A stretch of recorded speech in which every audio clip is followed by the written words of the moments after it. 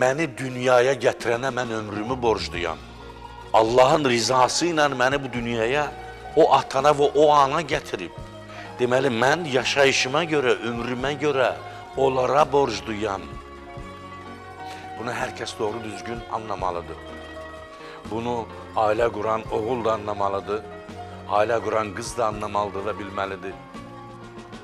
Bu günləri heç qulağımızın eşitmədiyi, ruhumuzun qəbul etmədiyi bəzən belə bir şeylər olur ki, evləndirsə, ata-ana çıxsın, getsin, başqa bir yerdə yaşasın. Yanlış bir şeydir bu.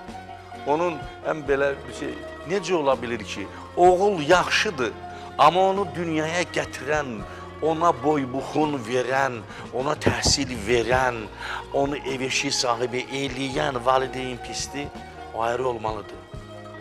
Valideynlər ayaqlarının altı öpüləsi varlıqlardır.